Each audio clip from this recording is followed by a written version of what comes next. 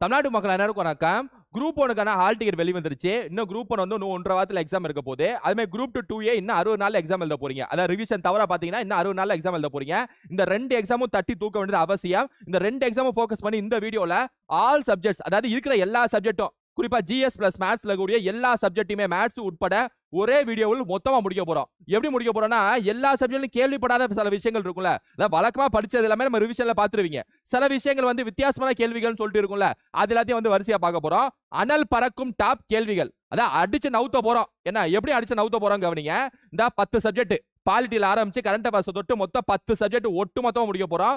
அதுல முக்கியமான கேள்விகளை முடிக்க போறோம். நம்ம கேள்விப்படாத கேள்விகள், சில விஷயங்கள்லாம் இம்பார்ட்டண்டா இருக்கும்ல, டாப் கேள்விகள், அதை வந்து பார்க்க போறோம். சரியா? இந்த வீடியோ வந்து ஸ்கிப் பண்ணாம கடைசி வரைக்கும் பாருங்க.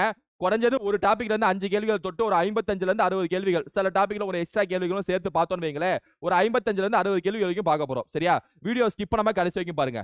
வீடியோ ஸ்டார்ட் பண்ண மாதிரி ஒண்ணே ஒன்னு சொல்லிக்கிறேன். இதுக்கு முந்தைய வீடியோல, அதாவது இதுக்கு முன்னாடி ஒரு வீடியோ போட்டிருப்பேன், நகராட்சி தேர்வு கேள்விகள் அப்படின்னு சொல்லிட்டு போட்டிருப்பேன். அதாவது ஜூன் 30ஆம் தேதி நடந்த அந்த TNMAWS, அதாவது முனிசிபல் அட்மினிஸ்ட்ரேஷன் வாட்டர் சப்ளை எக்ஸாம்க்கான ஒரு கேள்விகளுக்கான டிஸ்கஷன் வீடியோ போட்டிருப்பேன், ஆன்சர் கீ வீடியோ போட்டிருப்பேன். அதுல ஒரு சின்ன கரெக்ஷன், IPCC அப்படிங்கிறதுக்கு இன்டர்நேஷனல் பேனல் ஆன் கிளைமேட் சேஞ்சுன்னு சொல்லிட்டு நான் ஏதோ ஞாபகத்துல மாத்தி சொல்லியிருப்பேன். ஆனா நான் ரிவிஷன் வீடியோல இதை சொல்லியிருப்பேன், inter governmental panel on climate change. அதை மட்டும் மாத்திக்கோங்க. IPCCக்கு ஃபுல் ஃபார்ம் என்னன்னா inter governmental panel on climate change. சரி, அது ஒண்ணு. நான் முதல்வன் திட்டம் அப்படிங்கிறதுக்கு பெண்கள் சம்பந்தப்பட்ட ஒரு விஷயம் சொல்லியிருப்பேன். ஆனா அது இல்ல, நான் முதல்வன் திட்டம்ங்கிறது திறன் மேம்பாடு திட்டம். இதை நான் ரிவிஷன்லயே கரண்ட் அஃபேர்ஸ் நிறைய வாட்டி சொன்னதுதான், நான் முதல்வங்கிறது திறன் மேம்பாடுன்னு சொல்லிட்டு.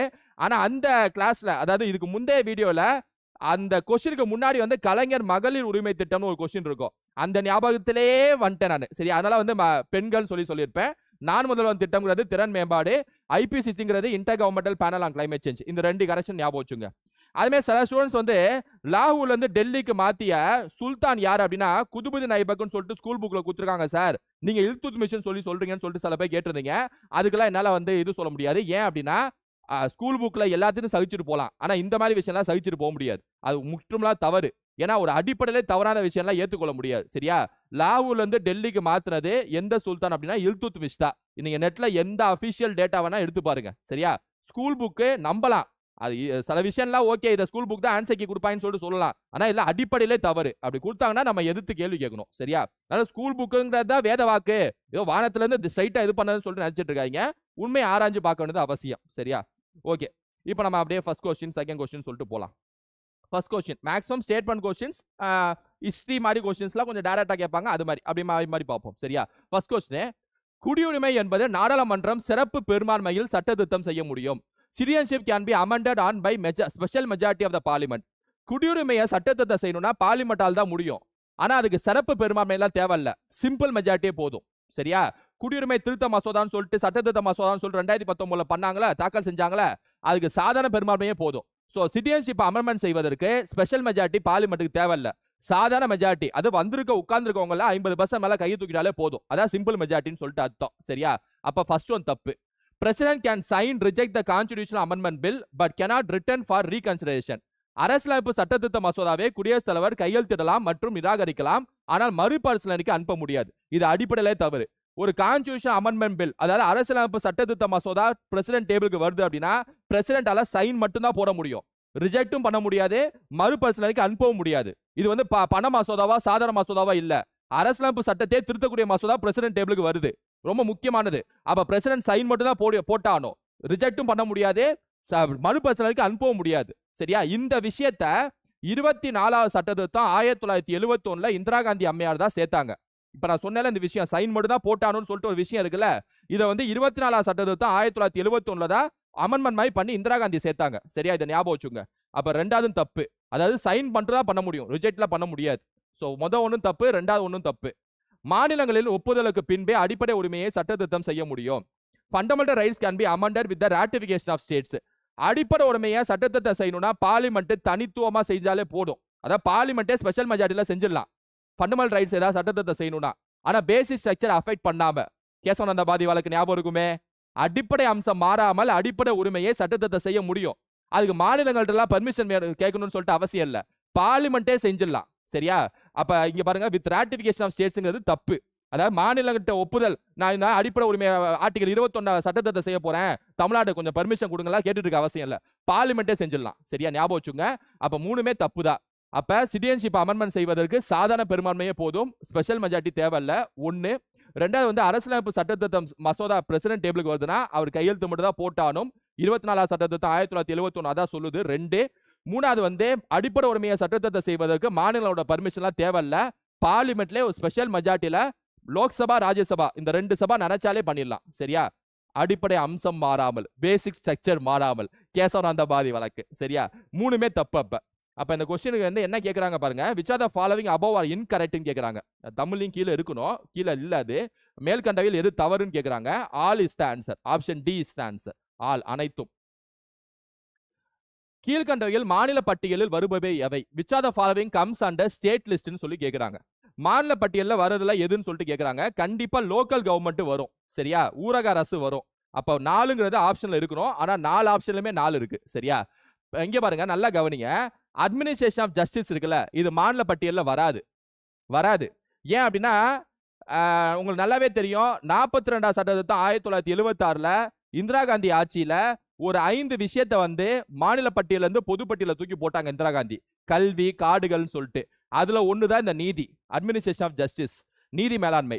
இது வந்து எதுல வருது அப்படின்னா பொது பட்டியல்ல வரும், மாநில பட்டியல்ல வராது. சரியா, அதே மாதிரி எக்கனாமிக் அண்ட் சோசியல் பிளானிங், இது வந்து பொது பட்டியல், இதுவும் பொது பட்டியல், மாநில பட்டியல்ல வராது. சரியா, கேள்வி வந்து மாநில பட்டியல், இது ரெண்டுமே பொது பட்டியலுங்க, கன்கரண்ட் லிஸ்ட்டுங்க, ரெண்டுமே கன்கரண்ட் லிஸ்ட், பொது பட்டியல். சரியா, லோக்கல் கவர்மெண்ட் வந்து ஸ்டேட் லிஸ்ட், இது ஒத்துக்கலாம், ஸ்டேட் லிஸ்ட். சரியா, பெட்ரோலியம்ங்கிறது சென்ட்ரல் கவர்மெண்ட்டுங்க, சென்ட்ரல் லிஸ்ட்ல தான் வரும்.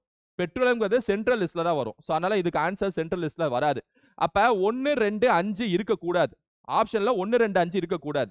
அப்ப இதை தூக்கிடலாம், 1 இருக்கு, இதை தூக்கிடலாம், 2 இருக்கு, இதை தூக்கிடலாம். இதான் ஆன்சர். அப்ப கண்டிப்பா விலங்குகள் மற்றும் படகுகள்னு வந்தாலே மாநிலத்தால படகுகள், ஏன்னா ஃபிஷரிஸ், மீன், படகுகள்லாம் வந்து மாநில பட்டியலில் தானே இருக்கு. அப்ப கண்டிப்பா இது மாநில பட்டியல் தான் சொல்லிட்டு அடிக்கலாம். ஸோ ஸ்டேட் லிஸ்ட், இது 2 தான் ஆன்சர். 3 and 4. விலங்குகள் மற்றும் படகுகளுக்கான வரி போடுறது மாநில அரசு கையில இருக்கு, ஊரக அரசு ஆட்சி செய்வது மாநில அரசு கையில இருக்கு. So 3, 4 is the answer. இது 2 மட்டும் தான் மாநில பட்டியலில் வரும், இது 2ம் பொது பட்டியலில் வரும், இது மத்திய பட்டியலில் வரும். சரியா, பட்டியல்ல அட்டவணையில எந்த அட்டவணையில சொல்லியிருப்பாங்க? 7ஆம் அட்டவணை, 7th ஷெட்யூல். திட்டக்குழு என்பது கேசி நியோகி பரிந்துரைப்படி 1950ஆம் ஆண்டு உருவானது. இது கண்டிப்பா கரெக்ட் தான். நிறைய பேர் படிச்சிருக்க மாட்டாங்க, ஆனா இது கொஞ்சம் கரெக்ட் தான் இந்த ஆன்சர். திட்டக்குழுன்னு ஒன்று உருவாக்குனாங்களா, பிளானிங் கமிஷன், அது கேசி நியோஜி தலைமையில ஒரு குழு போட்டிருப்பாங்க, அவங்க பரிந்துரைப்படி தான் உருவாக்கி இருப்பாங்க. சரியா, இது அரசியலமைப்பு அமைப்பும் அல்ல, சட்டப்பூர்வ அமைப்பும் அல்ல, இதுவும் கரெக்ட் தான். பிளானிங் கமிஷன் வந்து கான்ஸ்டிடியூஷனல் பிளானிங் கமிஷன் பத்தி எங்கேயுமே பேசல, நிதி ஆயோக் மாத்தினாங்களே அதை பத்தி எங்கேயும் பேசல, பிளஸ் அதுக்குன்னு ஒரு சட்டமும் இல்ல, அதனால சட்டமும் இல்ல, அதுக்கு ஒரு அரசியல் அமைப்பும் இல்ல. சரியா, அப்புறம் எப்படி சார் உருவாக்கி இருப்பாங்கன்னா, ஞாபகம் வச்சுங்க, ஒரு அமைப்பை உருவாக்குறதுக்கு 3 விதமா ஒரு அமைப்பை உருவாக்கலாம். ஒன்னு கான்ஸ்டிடியூஷன்ல அதுக்கு ஒரு ஆர்டிகிளை உருவாக்கி அது மூலமா ஒரு அமைப்பை உருவாக்கலாம், அது பேர் கான்ஸ்டிடியூஷனல் பாடின்னு சொல்லுவாங்க, அரசியலமைப்பு சட்ட அமைப்பு. இல்ல அப்படின்னா பார்லிமெண்ட்ல நார்மலா ஒரு சட்டத்தை போட்டு அது மூலமாக ஒரு அமைப்பு உருவாக்கலாம், அது பேர் சட்டப்பூர்வமான அமைப்புன்னு சொல்லுவாங்க, ஸ்டாச்சுட்டரி பாடி. இது 2 இல்லைன்னா சும்மா அரசாங்கம் ஒரு ஆணை வெளியிடலாம், கவர்மெண்ட் ஆர்டர், எக்ஸிகியூட்டிவ் ஆர்டர், அதாவது ஒரு நிர்வாக ஆணை அப்படின்னு சொல்லிட்டு ஒரு ஆணையை வெளியிட்டு ஒரு அமைப்பை அமைக்கலாம். இது பேர் வந்து எக்ஸிகியூட்டிவ் ரெசல்யூஷன் சொல்லுவாங்க, நிர்வாக உறுதிமொழி அமைப்புன்னு சொல்லுவாங்க. சரியா, ஒரு 3 ரூட்ல வந்து ஒரு அமைப்பை வந்து உருவாக்க முடியும் மத்திய அரசு, மாநில அரசு நினைச்சா. குறிப்பா மத்திய அரசை பத்தி பேசுறோம் இங்க. சரியா, மத்திய அரசு நினைச்சா.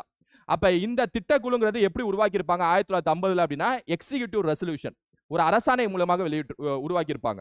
அப்ப திட்டக்குழுங்கிறது அரசியலமைப்பு சட்ட அமைப்பும் இல்ல, சட்டப்பூர்வ அமைப்பும் இல்ல, இதை ஞாபகம் வச்சுங்க. சரியா, அப்ப இது 2மே கரெக்ட் தான், கரெக்ட் தான், 2ம் சரி இஸ் த ஆன்சர்.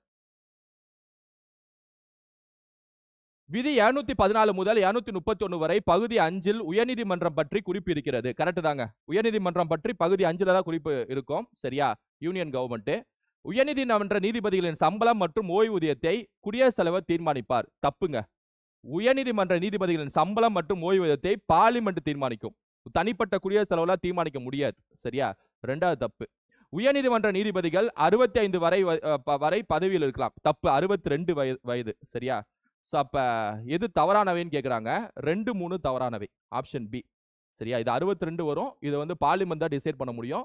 1வது கரெக்ட். சரியா, ஃபர்ஸ்ட் ஒன் கரெக்ட். ஸோ இங்கிலீஷ்லையும் பார்த்துங்க, answer 2, 3. which of the following is correct about GST council? கீழ்கண்டவையில் GST council குறித்து சரியானவை எவை? ஒன்றிய நிதியமைச்சர் GST கவுன்சிலில் தலைவர் ஆவார். கரெக்ட் தாங்க. GST கவுன்சிலோட சேர்மேன் யார் அப்படின்னா ஃபைனான்ஸ் மினிஸ்டர் தாங்க. கரெக்ட் தான். First one correct. சரியா? GST கவுன்சிலின் உறுப்பினர்கள் மத்திய அமைச்சர்களிடம் இருந்து தேர்ந்தெடுக்கப்படுகிறார். தவறு. GST கவுன்சிலோட தவறு. members of the council are selected from the ministers of central governmentலாம் இல்ல. சரியா? ஸ்டேட் கவர்மெண்ட்ஸ்ல இருக்கவங்க எல்லாரும் தான் மெம்பர்ஸா வருவாங்க. சென்ட்ரல் கவர்மெண்ட் சூஸ் பண்ண முடியாது அத. சரியா? சோ ரெண்டாவது தவறு. அது பார்த்தாலே தெரியுது நமக்கு. அவையை தொடங்குவதற்கு, அதாவது GST கவுன்சிலோட அவையை தொடங்குவதற்கு எவ்வளவு பேர் இருக்கணும்னு சொல்லிட்டு மூணாவது ஸ்டேட்மெண்ட். கோரம்னா அதான் அர்த்தம். எவ்வளவு பேர் இருக்கணும்னு சொல்லிட்டு தான் பேர் தான் கோரம்னு சொல்லுவாங்க. 4/4 1/4 சொல்றாங்க. தவறு. பாதி பேர் இருந்தாலே போதும். ஆஃப்னு அர்த்தம். 1/4 இல்ல 1/2. சரியா? GST கவுன்சிலோட அவையை தொடங்குறதுக்கு பாதி பேர் வந்தாலே போதும். அவையை தொடங்கிடலாம். GST கவுன்சிலோட தலைவர் யார் அப்படின்னா ஒன்றிய நிதியமைச்சர். அதுல கூடிய மற்ற நிதியமைச்சர்களா உறுப்பினர்கள், அதாவது மற்ற மாநில நிதியமைச்சர்களா அதுல இருக்கக்கூடிய உறுப்பினர்களா இருப்பாங்க. அந்த உறுப்பினர்களா எல்லாம் சேர்ந்து ஒரு வைஸ் சேர்பர்சனை தேர்ந்தெடுப்பாங்க. துணைத் தலைவரை தேர்ந்தெடுப்பாங்க. இதெல்லாம் ஞாபகம் வச்சுங்க. சரியா? இதெல்லாம் கண்டிப்பா ஞாபகம் வச்சுங்க. எவ்வளவு பேர் கையை தூக்குனா அந்த GST கவுன்சில கூடிய முடிவு இறுதி முடிவாக மாறும் அப்படின்னு கேட்டீங்கன்னா 3/4. ஞாபகம் வச்சுங்க. GST கவுன்சில்ல மெஜாரிட்டி எவ்வளவு இருக்கணும் அப்படின்னா 3/4 மெஜாரிட்டி இருக்கணும்.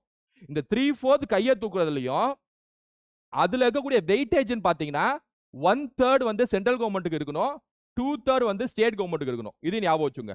1/3 சென்ட்ரல் கவர்மெண்ட்டுக்கு இருக்கணும், 2/3 ஸ்டேட் கவர்மெண்ட்டுக்கு இருக்கணும். இது ஞாபகம் வச்சுங்க. So 3/4 total weightage. அதுல மத்திய அரசோட வெயிட்டேஜ் 3/1, மாநில அரசோட வெயிட்டேஜ் 3/2. நீங்க கண்ணை மூடிட்டு 3/4 இருந்துச்சுன்னா அடிங்க. மத்திய அரசு இருந்துச்சுன்னா இந்த நம்பரை ஞாபகம் வச்சுங்க. மாநில அரசு இருந்துச்சுன்னா இந்த நம்பரை ஞாபகம் வச்சுங்க. கோரம்னா ஆஃப். இந்த நம்பர்ஸ் மட்டும் ஞாபகம் வச்சுங்க போதும். சரியா? சோ இப்போ இது ஆன்சர் என்னது? என்னது என்ன கேக்குறாங்க? சரியானவை எவை? ஒன்னு மட்டும் தான் சரி. Option A is the answer. கீழ்கண்டவையில் ஆங்கிலேயர் ஆட்சியில் இடதுசாரி சிந்தனைகள் வளர்ந்ததுக்கான காரணங்கள் யாவை? which are the following factors led to the growth of left ideologies in India during British rule? ஆங்கிலேய ஆட்சியில ஒரு பக்கம் இந்து முஸ்லிம் பிரச்சனை போயிட்டு இருக்கும், இன்னொரு பக்கம் ஆங்கிலேய ஆட்சியை எதிர்த்து காந்தி போராடிட்டு இருப்பாரு. தீவிர தேசியவாதிகள் காந்தி போராடிட்டு இருப்பாரு. இன்னொரு சைட்ல இந்தியால என்ன நடக்கும்னா, உலகத்துல என்ன நடக்கும் அப்படின்னா கம்யூனிசம், இடதுசாரிகளோட சிந்தனைகள் வளர ஆரம்பிக்கும். அதுக்கு என்னென்ன காரணம்னு கேக்குறாங்க. சரியா? எகனாமிக் டிப்ரெஷன் ஆஃப் 1929 இது ஒரு காரணம் தான். அமெரிக்கால நடந்த மிகப்பெரிய கிரேட் டிப்ரெஷன் சொல்லுவாங்க. 1929ல மிகப்பெரிய பொருளாதார வீழ்ச்சி நடந்திருக்கும் அமெரிக்கால 1929ல. அதுக்கப்புறம் தான் முதலாளித்துவம் தோத்து போய் கம்யூனிசம் தலை தூக்க ஆரம்பிக்கும். ஒரு 20 வருஷம் தலை தூக்குன்னு வச்சுங்களேன். ஃபார்மேஷன் ஆஃப் RSS இது வராது. ஏன்னா RSSங்கிற கட்சி இந்துத்துவ கட்சி. அந்த கட்சியோட அடிப்படை அம்சமே கேபிட்டலிசம், முதலாளித்துவம், கம்யூனிசம் இல்ல. சரியா? பிஜேபியும் சரி RSS சரி கம்யூனிச சித்தாந்தத்துக்கு எதிரான சித்தாந்தம். பிஜேபியும் சரி RSS சரி ரெண்டு பேருமே முதலாளித்துவ சித்தாந்தம், கேபிட்டலிசம் ஐடியாலஜி இருக்கக்கூடியவங்க. சரியா? கண்டிப்பா ஆன்சர் இல்ல. ரஷ்யன் ரெவல்யூஷன் ஆஃப் 1917 இது ஆன்சர் தான். லெனின் புரட்சி இருக்குல்ல, லெனினோட புரட்சி. சரியா? அந்த அக்டோபர் ரெவல்யூஷன், அக்டோபர் புரட்சின்னு சொல்லுவாங்கல்ல. 1917ல ரஷ்யால முதல் முறை கம்யூனிச சித்தாந்தத்தை நிலைநாட்டியவர் யார் அப்படின்னா லெனின். கம்யூனிசம்னா என்ன? இடதுசாரி சிந்தனைகள். இடதுசாரி சிந்தனைகள்னா என்ன? கம்யூனிசம். ரெண்டு ஒண்ணுதான். சரியா? ராஜாஜியோட ஐடியாலஜிஸ் தப்பு. ராஜாஜி பிராமின் ஐடியாலஜிஸ்ங்கிறது கேபிட்டலிசம் தான், முதலாளித்துவம் தான். RSS பிஜேபி சார்ந்துதான் இருப்பாங்க. அப்ப முதலாளித்துவம் ஐடியாலஜி தான் பிராமினோட ஐடியாலஜி. அப்படி பார்த்தாலே ராஜாஜி தூக்கலாம். ராஜாஜிங்கிறது வலதுசாரி சிந்தனை. வலதுசாரி இடதுசாரிங்க. வலதுசாரிங்கிறது என்னன்னா கேபிட்டலிசம்ங்க, முதலாளித்துவம்ங்க. சரியா? இடதுசாரிங்கிறது கம்யூனிசம்ங்க, அதாவது பொது உடைமைங்க. சரியா? பொது உடைமை என்னன்னு சொல்லிட்டு உங்களுக்கு தெரியும் நினைக்கிறேன். கம்யூனிசம்னா என்ன? ஒரு நாட்டுல எல்லா நிறுவனமும் அரசாங்கத்தையும் எடுத்து நடத்தணும், பிரைவேட்னு இருக்கவே கூடாது. அதான் கம்யூனிசம். மேக்ஸிமம் பிரைவேட் நிறுவனங்கள் எல்லாத்தையும் ஆரம்பிக்கலாம், அது கேபிட்டலிசம், முதலாளித்துவம். எக்கனாமிக்ஸ் படிச்சு எல்லாத்துக்கும் தெரியும். சரியா? So answer 1 and 3 is the answer. Option B is the answer. ரைட்டா? கீழ்கண்ட எந்த தலைவர்கள் காந்தியின் ஒத்துழையாமை இயக்கம் காலத்தில் காங்கிரஸ் கட்சியில் இருந்து வெளியேறியது? which are the following leaders left the Congress during non-cooperation movement? Gandhi ஒத்துழையாமை இயக்கம் ஆரம்பிச்சிருப்பாரு. அந்த நேரத்துல யார் யாரெல்லாம் வெளில கிளம்பிட்டாங்க காங்கிரஸ்ல இருந்து? எப்பா போப்பா, காந்தி வந்துட்டார், இனிமேல் எனக்கு வேலையே இல்லைன்னு சொல்லிட்டு கிளம்புனாங்கன்னு சொல்லிட்டு கேட்குறாங்க. இது கொஞ்சம் ஈஸியான கொஸ்டின் தான். கண்டிப்பா முகமது அலி ஜின்னா கிளம்பி இருப்பாரு. ஏன்னா அதுக்கப்புறம் அவர் பாகிஸ்தான் அந்த ஒரு பார்வையில போயிட்டார். சரியா? காந்தி கூட எல்லாம் சேரல. அவர் ஆரம்பத்துல சேர்ந்தார், அதுக்கப்புறம் கிளம்பிட்டார். சரி, இனிமேல் காந்தி வந்ததுக்கு அப்புறம் நம்ம மவுசு இல்லைன்னு சொல்லிட்டு. அன்னி பெசன்ட் சொல்லவே தேவையில்ல. அன்னி பெசன்ட் அம்மையாலாம் அந்த இது ஹோம் ரூல் மூவ்மெண்ட் வரைக்கும் நல்லா ஆக்டிவா இருந்தாங்க. காந்தி எப்ப சீன்ல வந்தாரோ காந்தி எதுக்கு ஆரம்பிச்சிட்டாங்க அன்னி பெசன்ட் அம்மையார். எதுக்கு காந்தி எல்லாமே போட்டுறீங்க, என்ன செய்தார் காந்தி அப்படின்னு சொல்லிட்டு காந்தியை எதிராக பேச ஆரம்பிச்சாங்க. ஸோ கண்டிப்பா அதுவும் ஃபாலோவிங் லீடர்ஸ் வேர் லெஃப்ட். லெஃப்ட்னா இவங்க ரெண்டு பேர் லெஃப்ட். சரியா? பெரியார் லெப்ட்னு சொல்ல முடியாது. ஏன்னா பெரியார் 1925 வரைக்குமே காங்கிரஸ்ல இருந்தாரு. ஒத்துழையாமை இயக்கத்தை தமிழ்நாட்டில் நடத்தியதில் பெரியாரோட பங்கும் உண்டு, மனைவி தங்கையோட பங்கும் உண்டு. சரியா? கதர் துணியை உடுத்தினாரு, கல்லுக்கடை மறியல் பண்ணாரு, சொல்லாமல காந்தி மாதிரியே துணி உடுத்திக்கிட்டாரு. சோ அதனால பெரியார் வாய்ப்பு இல்ல. பிபின் சந்திரபால், சுபாஷ் சந்திர போஸ். சுபாஷ் சந்திர போஸ் கண்டிப்பா வாய்ப்பு இல்லை. ஏன்னா சுபாஷ் சந்திர போஸ் ஒத்துழையாமை இயக்கத்துல பங்கேற்றார், கல்கட்டால மிகப்பெரிய விஷயம் செய்தார். அப்புறம் தான் சௌரி சோரா சம்பவத்துக்கு அப்புறம் தான் கிளம்பிட்டாரு காந்தி, டாட்டான்னு சொல்லிட்டு கிளம்பிட்டாரு போஸ். அப்ப நமக்கு வந்து 1-2 கண்டிப்பா வரும். பிபின் சந்திரபால் உங்களுக்கு தெரியலன்னு வச்சுக்கங்க. சரியா? 1-2 ஆனா கண்டிப்பா வரும். 3-5 வரக்கூடாது, 3-5 இருக்கக்கூடாது. சரியா? ஏன்னா 3-5 இருக்கக்கூடாது ஆப்ஷன்ல. அப்ப இதை தூக்குங்க, இதை தூக்குங்க, இதை தூக்குங்க. 1-4 இஸ் த ஆன்சர். சரியா? ஏன்னா பிபின் சந்திரபால் உங்களுக்கு கொஞ்சம் கஷ்டம். அவர் என்ன, ஏன்னா அவர் தீவிர தேசியவாதியில பார்த்திருப்பீங்க, நான் கோஆபரேஷன் மூவ்மெண்ட்ங்கிறப்ப கேள்விப்பட்டிருக்க மாட்டீங்க. அப்படினாலே அது ஆன்சர் அடிக்கலாம். இவங்க எல்லாமே, இவங்க 3 பேர் சொன்னேன்ல, முகமது அலி ஜின்னா, அன்னி பெசன்ட், பிபின் சந்திரபால், இவங்க 3 பேருமே ஒத்துழையாமை இயக்கம் அப்ப காங்கிரஸ் விட்டு போயிட்டாங்க. சரியா? மாங்க்ரா படுகொலை என்பது ஆதிவாசி ஜாலியன்வாலாபாக் என்று அழைக்கப்படும். கரெக்ட் தாங்க. ஜாலியன்வாலாபாக் படுகொலை கேள்விப்பட்டிருப்பீங்க. 1919 ஏப்ரல் 13ஆம் தேதி பஞ்சாப்ல அம்ரிட்சர்ல நடந்திருக்கும். சரியா? ஒரு 1000 பேரை கொன்னு தீத்தாங்க பிரிட்டிஷ். இந்த கொடூர பிரிட்டிஷ் 1913ல இன்னொரு பெரிய ஒரு அட்டூழியத்தை செஞ்சாங்க இந்த பிரிட்டிஷ். சரியா? 1913ல ராஜஸ்தான்ல மாங்க்ரான்னு சொல்லக்கூடிய ஒரு மலை, ஒரு குட்டி மலை பிரதேசம் மாதிரி, அங்க வந்து பில்ஸ் பழங்குடியின மக்கள், ஒரு பழங்குடியின மக்கள் வாழ்ந்துட்டு இருந்தாங்க. பில் பழங்குடியின மக்கள் சொல்லிட்டு ஒரு பழங்குடியின மக்கள் வாழ்ந்துட்டு இருந்தாங்க ராஜஸ்தான்ல மாங்க்ரா மலைத்தொடர்ல. அந்த மக்களை அப்ரூவப்படுத்தணும்னு சொல்லிட்டு பிரிட்டிஷ் என்ன பண்ணாங்கன்னா, எப்பா நீங்க எல்லாம் கிளம்புங்கன்னு சொல்லிட்டு கிளம்ப சொன்னாங்க. அந்த பில்ஸ் மக்கள் கிளம்பல, எனக்கு எங்களோட பூர்வீகம் அதுன்னு சொல்லிட்டு சொன்னாங்க. உடனே என்ன பண்ணிட்டாங்கன்னா, அப்படியே துப்பாக்கிலாம் கூட்டிட்டு போயிட்டு சடன்னு சுட ஆரம்பிச்சாங்க. பெண்கள், குழந்தைங்க எல்லாமே வந்து இறந்து போனாங்க. ரொம்ப கொடூரமான இது. நீங்க ஜாலியன்வாலாபாக்லாம் என்ன ஒரு 1000 பேரா? இங்க பில்ஸ் பழங்குடியின மக்கள் எவ்வளவு பேர் கொண்டிருப்பாங்க அப்படின்னா பிரிட்டிஷ் 2000 பேர், 2 மடங்கு. ஆனா இதை பத்தி எங்கேயுமே வந்து பெரிய குறிப்பு இல்ல. ஆனா மிகப்பெரிய படுகொலை, அன்னோன் ஹிஸ்டரி இது. சரியா? மறைக்கப்பட்ட வரலாறு இது. மாங்க்ரா படுகொலை, ராஜஸ்தான் பில்ஸ் பழங்குடியின மக்களை கொண்டு தீத்தாங்க. இதை வந்து ஆதிவாசி ஜாலியன்வாலாபாக் சொன்னாலும் மிகையாகாது. வரலாற்று அறிஞர்கள் அப்படிதான் சொல்றாங்க, ஆதிவாசி ஜாலியன்வாலாபாக். ஏன்னா பழங்குடியின மக்கள் எல்லாம் சாவ வச்சிருக்காங்க பிரிட்டிஷ். சரியா?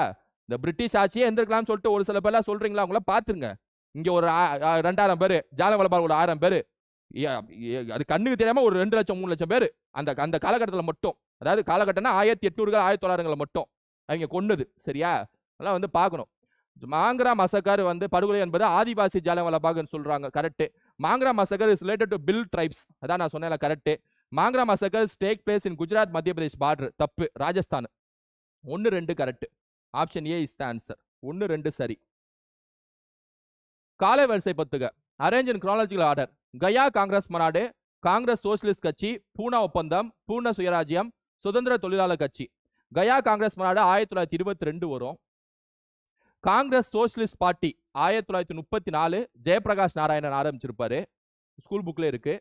பூனா ஒப்பந்தம் 1900, பூனா ஒப்பந்தம் வந்து 1900, பூனா ஒப்பந்தம் 32, பூர்ண சுயராஜ்யம் 1929. அத நேரு லாகூர் மாநாட்டில் எடுத்திருப்பார்ல 29. அதாவது 1930 பூர்ண சுயராஜ்யம் சொல்லிட்டு அறிவிப்பாங்க. சரி 30 போட்டுக்கும் பூர்ண சுயராஜ்யம், ஏன்னா 30ஆம் தேதி தான் சொல்லுவாரு பூர்ண சுயராஜ்யம்ட்டு. சுதந்திர தொழிலாளர் கட்சி அம்பேத்கர் ஆரம்பிச்ச கட்சி 1936 இண்டிபெண்டன்ட் லேபர் பார்ட்டி. சரியா? அப்ப 7 வரிசை பார்த்துங்கன்னா 1 3 1 4 3 143 வந்துடும். சரியா?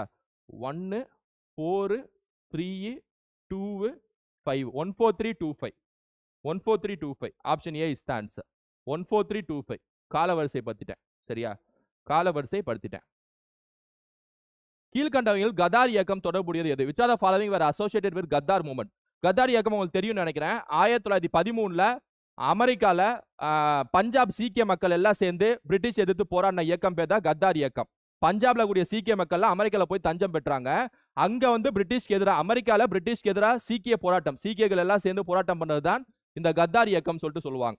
இதை நடத்தியவர் யார் அப்படின்னா லாலா ஹர்தயால். அவர் தான் அதை ஆரம்பிச்சிருப்பாரு கத்தார் இயக்கத்தை. அதாவது இயக்கம் பேர் கத்தார் இயக்கம் இல்ல, பசிபிக் கோஸ்ட் இந்துஸ்தான் அசோசியேஷன் தான் இயக்கத்தோட பேரு. அதாவது பசிபிக் கடற்கரை இந்துஸ்தான் அமைப்பு தான் பேரு. அவங்க ஆரம்பிச்ச நியூஸ் பேப்பர் பேர் தான் கத்தார் நியூஸ் பேப்பர். அது கொஞ்சம் ஃபேமஸ் ஆனனால கத்தார் மூவ்மெண்ட்னு சொல்லிட்டு பேர் வச்சிட்டாங்க. இங்க எப்படி நீதி கட்சின்னு சொல்லிட்டு எப்படி பேர் வந்துச்சு? தென்னிந்திய நல உரிமை சங்கம் தானே அமைப்போட பேரு. அப்புறம் ஏன் நீதி கட்சின்னு பேர் வச்சாங்க? ஏன்னா நீதின்னு சொல்லக்கூடிய நியூஸ் பேப்பர் ஃபேமஸ்னால நீதி கட்சி. அதே மாதிரி சரியா? பசிபிக் கோஸ்ட் இந்துஸ்தான் அசோசியேஷன் சொன்னாலும் ஒண்ணுதான், கத்தாரி இயக்கம் சொன்னாலும் ஒண்ணுதான். ரெண்டு ஆரம்பிக்கப்பட்டது 1913ல லாலா ஹர்தயால் தலைமையில அமெரிக்கால. சரியா? சான் பிரான்சிஸ்கோ, குறிப்பா சான் பிரான்சிஸ்கோங்கிற இடத்துல தான் ஆரம்பிக்கப்பட்டது. சரியா? ஞாபகம் வச்சுங்க. அப்ப எது தொடர்புடையதுன்னா ஒன்னு தொடர்புடையது தான். கிலாஃபத் இயக்கத்துக்கும் அதுக்கும் சம்பந்தமே இல்லை, அதை அடிச்சிருங்க. அரெஸ்ட் ஆஃப் அன்னி பெசன்ட்டுக்கும் அதுக்கும் சம்பந்தமே இல்லை, அதையும் அடிச்சிருங்க. கோமகட்டா மாறு வழக்கு தொடர்புடையது. இது ஸ்கூல் புக்ல இருக்கு, 12th ஸ்கூல் புக்னு நினைக்கிறேன். சரியா? 1,4 ஆப்ஷன் சி. கோமகட்டா மாறு வழக்குனா இந்த ஜப்பான்ல இருந்து கனடா வரைக்கும், அந்த கனடா அமெரிக்கா வரைக்கும் வர பார்ப்பாங்க. சரியா? இது அமெரிக்கான்னு சொல்லலாம், அமெரிக்கா பிளஸ் கனடா, இந்த ரெண்டு பெல்ட் ஞாபகம் வச்சுங்க. சரியா? Canada plus America. இந்த கதார் மூவ்மெண்ட் பரவுனது பாத்தீங்கன்னா America, north America plus Canada, ரெண்டு இடத்தையும் ஞாபகம் வச்சுங்க.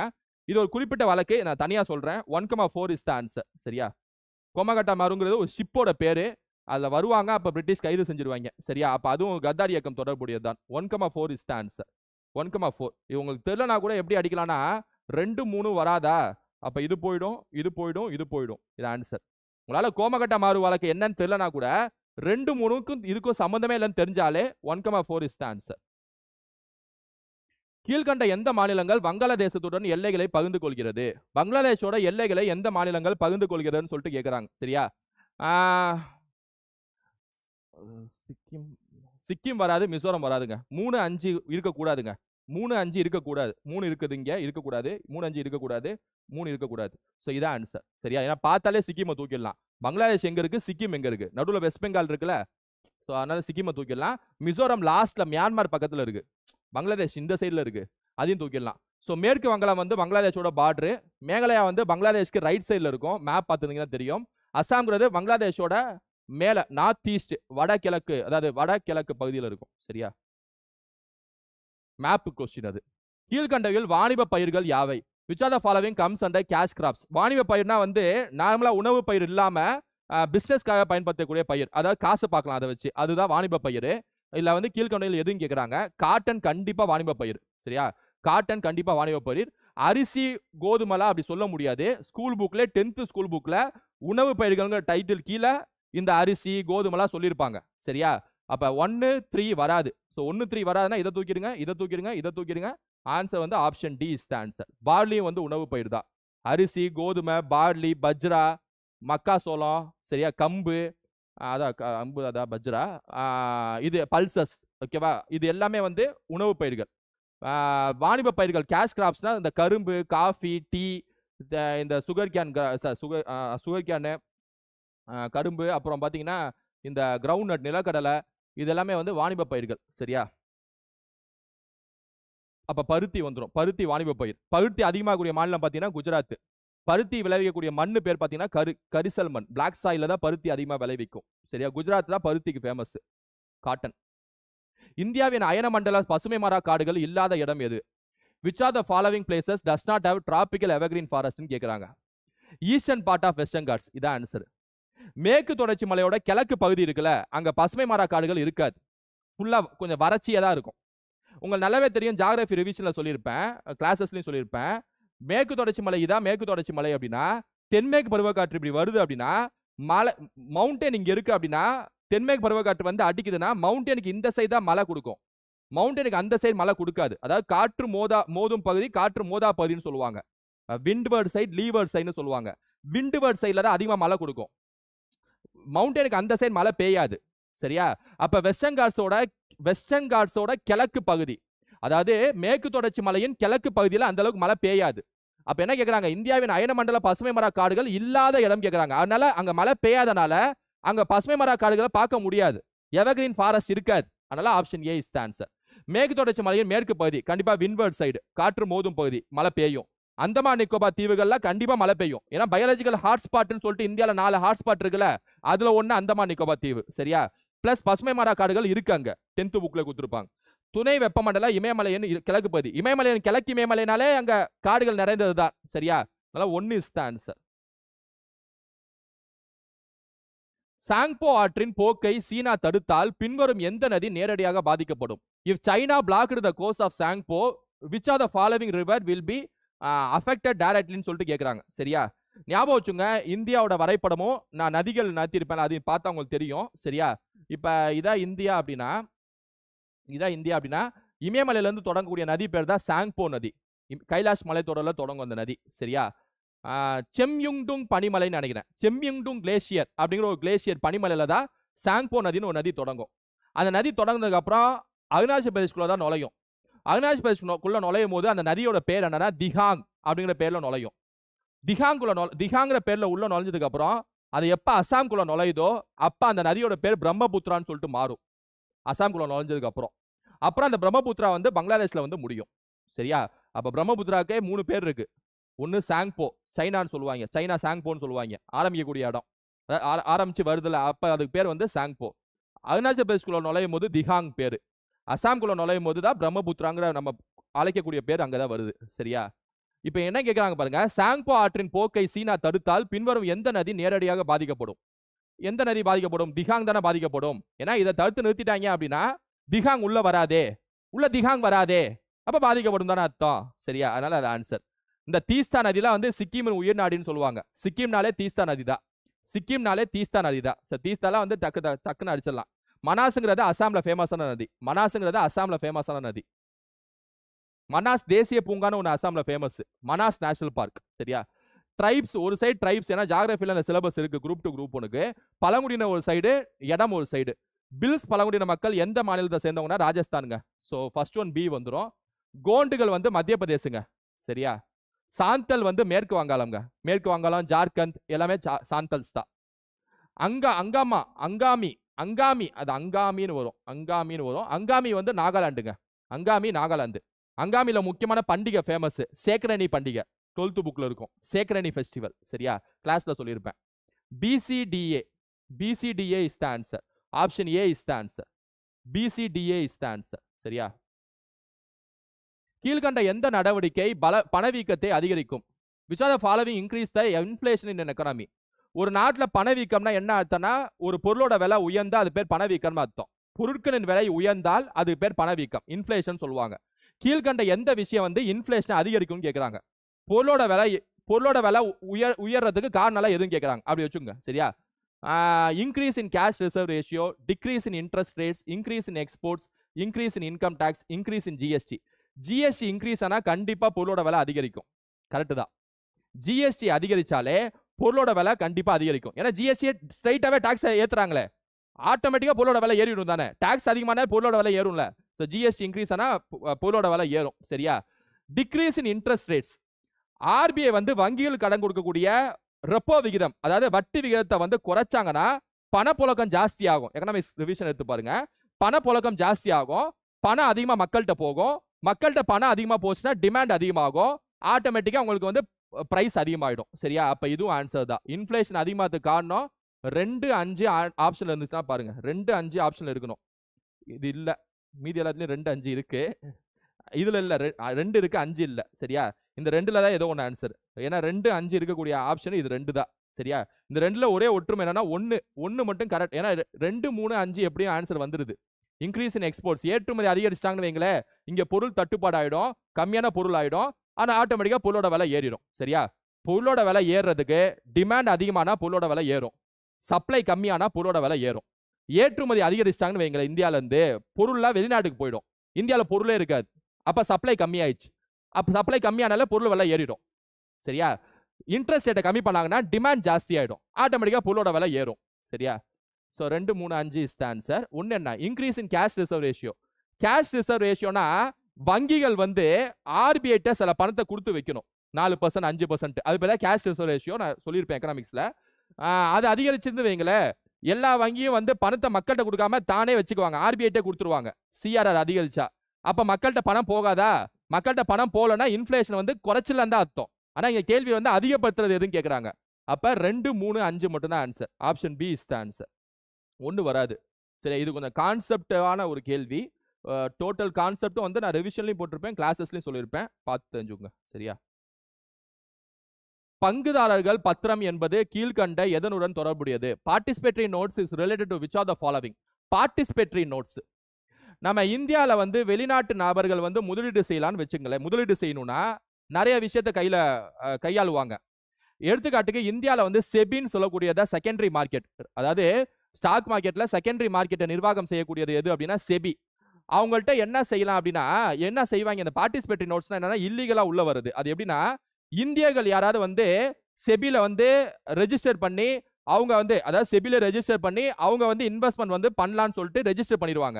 இப்ப இந்த இந்தியர்கள் வந்து வெளிநாட்டுக்காரன் யாராவது இருந்தான்னு வைங்களேன், அவன் கூட மறைமுகமா ஒரு ஒரு ஒப்பந்தம் போடுவாங்க. சரியா? வெளிநாட்டுக்காரன் என்ன செய்வானா, இந்த வெளிநாட்டுக்காரன் என்ன செய்வானா, நான் டைரக்டா செபில ரெஜிஸ்டர் பண்ண முடியாது, எனக்கு டாக்ஸ் அது இதுன்னு கேட்பாங்க. என்ன அது இதுன்னு நிறைய ரெகுலேஷன் இருக்கு. நான் என்ன செய்யறேன், நீ இந்தியன், நீ வந்து செபில ரெஜிஸ்டர் பண்ணிட்டு நான் உன்கிட்ட பணத்தை முதலீடு கொடுத்துட்றேன், நீ வந்து முதலீடு போடுற மாதிரி உள்ள போடு, வர பணத்தை நம்ம 2 பேர் பிரிச்சுக்கலாம் அப்படின்னு சொல்லிட்டு மறைமுகமா ஒன்று பண்ணுவாங்க. அது இப்பதான் பார்ட்டிசிபேட்டரி நோட்ஸ்னு அர்த்தம். சரியா? சோ பார்ட்டிசிபேட்டரி நோட்ஸ்னா வெளிநாட்டு நபர்கள் இந்தியர்களோட போடக்கூடிய ஒப்பந்தம் பேர் தான் பார்ட்டிசிபேட்டரி நோட்ஸ். ஏன்?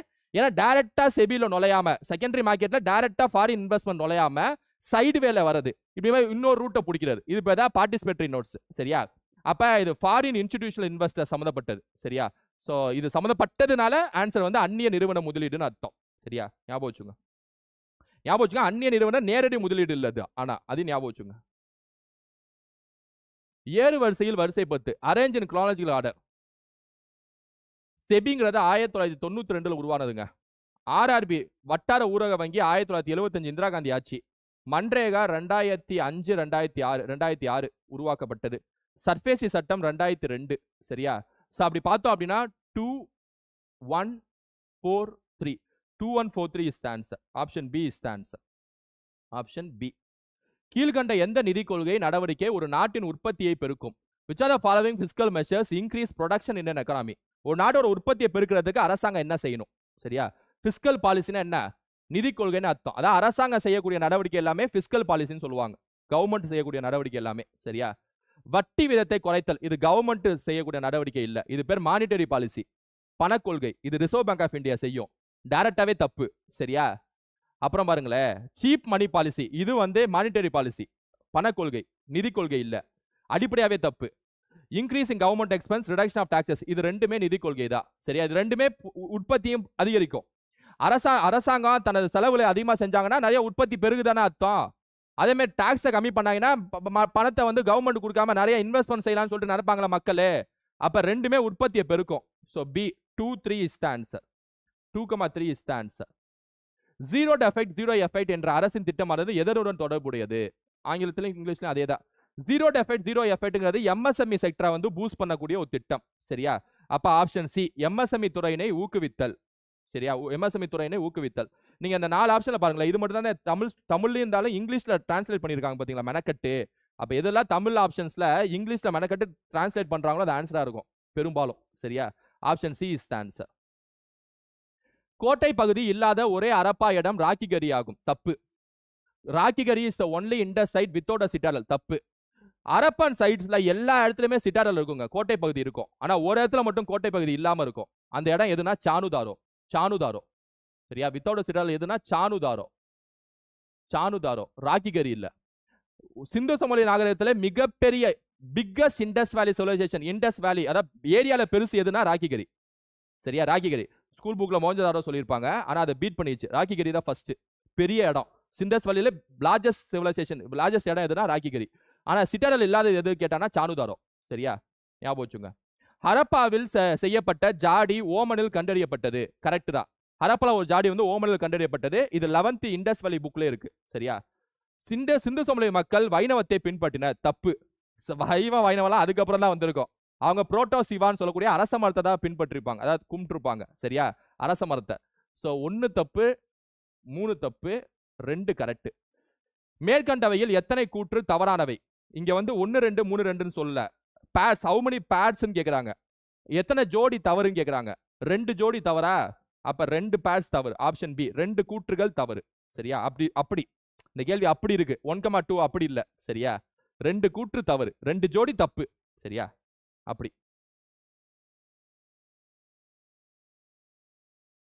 நிலத்தை விற்பதும் வாங்குவதும் குப்தர்கள் காலத்தில் எவ்வாறு குறிப்பிடப்படுகிறது? நிலத்தை விற்பதும் வாங்குவதும் குப்தர்கள் காலத்தில் எவ்வாறு குறிப்பிடப்படுகிறது? சரியா? பேட்டரி இருக்குங்களா? ஓகே. நிலத்தை விற்பதும் வாங்குவதும் குப்தர்கள் காலத்தில் எவ்வாறு குறிப்பிடப்படுகிறது அப்படின்னா கிளிப்டா மற்றும் உபகிளிப்டா. கிளிப்டா மற்றும் உபகிளிப்டா இது 11th ஆமா 11th குப்தகள் வகுப்புல பாடத்துல 11th ஸ்கூல் புக் குப்தகள் பாடத்துல பெரிய டேப்லெட் காலம் கொடுத்துருப்பாங்க. போகா, பாகா, உதய்கா, இரண்யா அதெல்லாம் எந்தெந்த விஷயத்துக்கு பயன்படுத்துறாங்கன்னு சொல்லிட்டு அதுல இருக்கும். சரியா? கிளிப்டா மற்றும் உபகிளிப்டா ஷார்ட்கட் போட்டிருப்பேன்னு நினைக்கிறேன் அதுக்கு. மகேந்திரவர்மன் 1 சமஸ்கிருதத்தில் மட்டவிலாசா பிரகாசனா என்னும் நூலை எழுதியுள்ளார். கரெக்டு தான். மட்டவிலாசா பிரகாசனா எழுதினது Mahendravarman 1. Ellora caves was designed as a UNESCO World Heritage Site in 1983. இதுவும் கரெக்டு தான். Ajanta caves are famous for paintings. மூணாவதும் கரெக்டு தான். அஜந்தா குகையில வந்து ஓவிய முறைக்கு தான் எடுத்துக்காட்டு. அஜந்தா எல்லோரா வந்து ஓவிய முறைக்கு தான் எடுத்துக்காட்டு. சரியா? ஸோ மூணுமே கரெக்டு தான். ஸோ ஆப்ஷன் வந்து 3 பேட்ஸ் ஆர் கரெக்ட். 3 கூற்றுகள் சரியானவை. 3 கூற்றுகள் சரியானவை. கிதாபுல் இந்த் யாரால் இயற்றப்பட்டது? கிதாபுல் இந்த் அல் பெரூனி. இது வந்து 11th ஸ்கூல் புக்ல இருக்கக்கூடிய ஒரு கண்டென்ட் தான். சரியா? ஸ்ட்ரைட் கொஸ்டின் தான். இந்த மாதிரி விஷயம் தான் உங்களை வந்து கால வாரி விடும். ஏன்னா இதெல்லாம் வந்து நம்ம தமிழ் வார்த்தைகள்ல அரபி வார்த்தையா இருக்கும், சமஸ்கிருத வார்த்தையெல்லாம் பயன்படுத்தக்கூடிய விஷயங்கள்லாம் உங்களுக்கு கொஞ்சம் டஃப் தான். அதனால அதை மட்டும் சூஸ் பண்ணி கரெக்டா படிச்சிடணும். சரியா? அல் பெரூனி ஞாபகம் வச்சுங்க. சரியா? அமீர் குஸ்ரு யாருன்னு தெரியுதுல? 9 வானங்கள் என்ன? ஓகே. கீழ்கண்டையில் விவசாயத்தை பாதுகாக்க டெல்லி சுல்தான்கள் எந்த துறையை உருவாக்கினர்? Diwani அஸ்ரஸ், diwani நம்காரி, diwani Amir கோயி, diwani நஸ்ரிஸ். Diwani Amir Kohi is the answer. So விவசாயம்னாலே அமீர். சரியா? டைரக்டர் அமீர் வந்து விவசாயத்தை வச்சு ஒரு படம் எடுக்கிறான்னு ஞாபகம் வச்சுங்க. டைரக்டர் அமீர் விவசாயத்தை வச்சு ஒரு படம் எடுக்கிறான்னு சொல்லிட்டு ஞாபகம் வச்சுங்க. இந்திய பாரம்பரிய வரலாற்றில் பஞ்சாயத்தான் என்பது எதனை குறிக்கிறது? With reference to the cultural history of India the term Panchayatan refers to. பஞ்சாயத்தான்னா என்ன அப்படின்னா ஸ்டைல் ஆஃப் டெம்பிள் கன்ஸ்ட்ரக்ஷன் சொல்லிட்டு அர்த்தம். கோவில் கட்டுமான முறைன்னு சொல்லிட்டு அர்த்தம். சரியா? பஞ்சாயத்து இதெல்லாம் கொஞ்சம் டிஃபரெண்டான கொஸ்டினுங்க. இதுக்கு முன்னாடி இருக்க கொஸ்டின்ல கொஞ்சம் டிஃபரெண்டான கொஸ்டின் தான். சரியா? கோவில் கட்டுமான முறைன்னு சொல்லிட்டு அர்த்தம். மீதி மூணுமே ஆன்சர்ல வராது. இலக்கிய நடைக்கு உருதுவை பயன்படுத்திய முதல் நபர் யார்? அதாவது the first writer to use Urdu as the medium of poetic expression. இலக்கியத்துக்கு வந்து உருதுவை பயன்படுத்திய முதல் நபர் யாருன்னு கேட்குறாங்க. Amir Khusrau is the answer. சரியா? இதெல்லாம் வந்து ஸ்ட்ரைட் கொஸ்டின் தான். தமிழ்நாட்டில் தீவிரவாதத்தின் தந்தை என அழைக்கப்படுபவர் யார்? Who is said to be the extremist in Tamil Nadu? தமிழ்நாட்டின் தீவிரவாத தந்தைன்னு சொல்லிட்டு யாரை அழைக்கிறாங்கன்னா விஜயராகவச்சாரியார் தான் அழைக்கிறாங்க. இது உங்களுக்கு தெரியலனா கூட ஈஸியா அழைக்கலாம். திலகர் வந்து தமிழ்நாடு இல்ல, மகாராஷ்டிரா, தூக்கிடுங்க. திருப்பூர் குமரனும் ஆப்ஷன் வராது. ஏன்னா தந்தை அப்படின்னு சொல்ற அளவுக்கு ஓகே. நார்மல் கொடியை பிடிச்சி கொடிகாத்த குமரன் பேர் வாங்கினா கூட கேள்வி ரொம்ப மிகப்பத்திய கேள்வி. அதனால அது ஆன்சர் இருக்கான்னு சொல்றேன். சத்தியமூர்த்தி மிதவாதி. காங்கிரஸ்ல மிதவாதியா இருக்கக்கூடிய நபர் தான் சத்தியமூர்த்தி. சரி, அவர் ஆன்சர் ஆகாது. ஸோ விஜயராகவச்சாரியார் மிதவாதின்னு சத்தியமூர்த்தி அப்படியே குறிப்பிட்டு சொல்ல முடியாது. அதனால அவர் ஆன்சரா வராது. சரியா? விஜயராகவச்சாரியார் இஸ் த ஆன்சர். அது நாலுல உங்களுக்கு கேள்விப்படாதன்னா ஆர்மேன் அவுட் மாதிரி யாரு தெரியுது? குரூப்ல 2 யாரு? இது மட்டும் தான். அதனால இது ஆன்சர். சரியா?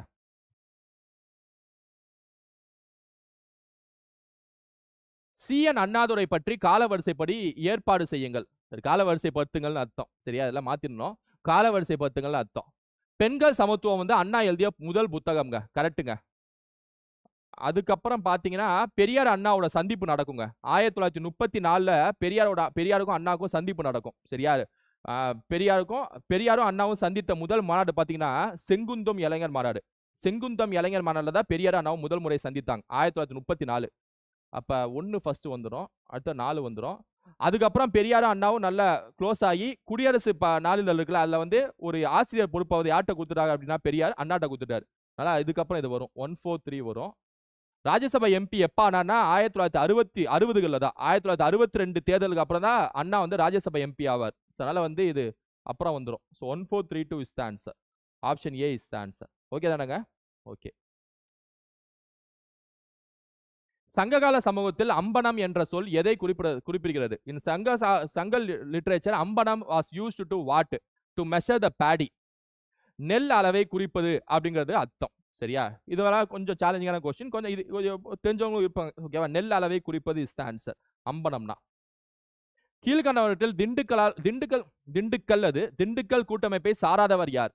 Which one of the following leader was not related to Dindigul league? மருதுபாண்டியர்கள் சமயத்துல திண்டுக்கல் ஒப்பந்தம்னு ஒன்று போடுவாங்க.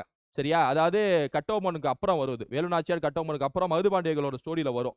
அப்ப எல்லாம் ஒண்ணு திரட்டுவாங்க திண்டுக்கல் ஒப்பந்தம் சொல்லிட்டு போட்டு. அதுல யாதுல் நாயக்கர், கோபால நாயக்கர் எல்லாம் பங்கேற்பாங்க. அதான் கேக்குறாங்க. கோபால நாயக்கர் பங்கேற்பாரு, மணப்பாறை லட்சுமி நாயக்கர், யாதுல் நாயக்கர் பங்கேற்பாரு. சரியா? அப்ப நாட்டுன்னு சொல்றாங்க. அப்ப இவங்க 2 பேரும் வரக்கூடாது ஆன்சர்ல. சரியா? இவங்க 2 பேரும் வரக்கூடாதுன்னா என்னது? 2 3 ஒன்லி 2 ஒன்லி 3 ஒன்லி தூக்கிடுங்க 4 ஒன்லி சிங்கம் செட்டியாருக்கும் அதுக்கும் சம்பந்தம் இல்லை so 4 only is the answer சிங்கம் செட்டி இஸ் த ஆன்சர் அதாவது திண்டுக்கல் ஒப்பந்தத்துக்கும் சிங்கம் செட்டிக்கு சம்பந்தம் இல்லை மீதி 3 பேர் லட்சுமி நாயக்கர் கோபால் நாயக்கர் யாதுல் நாயக்கர் 3 பேருமே திண்டுக்கல் ஒப்பந்தத்தில் ஈடுபடுவாங்க பிரிட்டிஷ் எதிர்த்து ஆனால் தோல்வியை தான் சந்திப்பாங்க அனைத்து அழிவிலிருந்து காக்கும் கருவி எதுவென திருவள்ளுவர் குறிப்பிடுகிறார் according to Thiruvalluvar which one of the following save us from all disasters எல்லா டிசாஸ்டர்ல இருந்து நம்ம சேவ் பண்றது எது அப்படின்னா அறிவு தான் சொல்லியிருப்பார் எஜுகேஷனை விட அறிவு தான் சொல்லியிருப்பார் ஏன்னா அறிவுங்கிறது பிராக்டிக்கல் நாலேஜ் சரியா ஸோ அறிவு is the answer knowledge is the answer option B பொறுத்துக யூனிட் 8 பதினெண்கள் கணக்கு இந்த சைடு அந்த சைடு நூலாசிரியர் திரிகடுகம் வந்து நல்லதான எழுதினது ஏலாதி வந்து கனி மேதாவியர் எழுதினது சிறுபஞ்ச மூலம் காரியாசன பழமொழி 400 முன்னுரை அதாவது முன்றுரை அறையினார் அப்ப பாத்தீங்க அப்படின்னா 2 1 4 3 2 1 4 3னா option B is the answer சரியா இதெல்லாம் உங்களுக்கு ஈஸி தான் இதெல்லாம் உங்களுக்கு ஈஸியாவே அடிச்சிடலாம் மேட்ச் ஃபாலோவிங்க கீழடி பகடை ரீசெண்டா இப்பதான் இது ஒரு ஸ்ட்ராட்டஜிக்கு கரண்ட் அஃபேர்ஸ் சார்ந்தது கீழடியில பகடை கண்டுபிடிச்சிருக்காங்க ஸோ ஏக்கு நேரம் 1 இருக்கு ஏக்கு நேரம் 1 இருக்க ஒரே ஆன்சர் ஆப்ஷன் ஏ தான் ஆன்சர் பொருந்தல்ல கொழு முனைகள் கண்டுபிடிச்சிருக்காங்க டைப் ஆஃப் பிளவுஸ் கொடுமணல்ல ஸ்பிண்டில்ஸ் கண்டுபிடிச்சிருக்காங்க ஆதிச்சநல்லூர்ல கோல்டு ஆர்னமெண்ட்ஸ் இது கோல்டு ஆர்னமெண்ட்ஸ் கண்டுபிடிச்சிருக்காங்க சரியா ஸோ 1 2 3 4 இஸ் த ஆன்சர் நீங்க ஃபர்ஸ்ட் ஒன் தெரிஞ்சாலே போதும் ஈஸியா அடிச்சிடலாம் கீழ்கண்டவையில் ராஜாஜி அரசால் நிறைவேற்றப்படாத திட்டம் எது ராஜாஜி கவர்மெண்டால நிறைவேற்றப்படாத திட்டம் எதுன்னு கேட்குறாங்க சரியா குலைக்கல்வி திட்டம் வராது ஏன்னா ராஜாஜி அரசுல நிறைவேற்றப்பட்ட திட்டம் வாதா ஸ்கீம் ஆஃப் எஜுகேஷனும் ராஜாஜி ஆட்சியில் 1938 நிறைவேற்றப்பட்ட திட்டம் சரியா ஸோ 3 4 வரக்கூடாது அப்ப இதை தூக்கிடுங்க இதை தூக்கிடுங்க option A is the answer 3 4 option இருக்கக்கூடாதுன்னா 4 இது போயிடுமா 3 இருக்கு இது போயிடுமா 3 4 இருக்கு இது போயிடுமா option A is the answer புரியுதா உங்களுக்கு நூலக இயக்கம் லைப்ரரி மூவ்மெண்ட் வந்து ஓமந்தூர் ராமசாமி ரெட்டியார் ஆட்சியில் தான் நடந்திருக்கும் சரியா ஓமந்தூர் ராமசாமி ரெட்டியார் சிஎம் வந்தப்பதான் லைப்ரரி இயக்கம் வந்து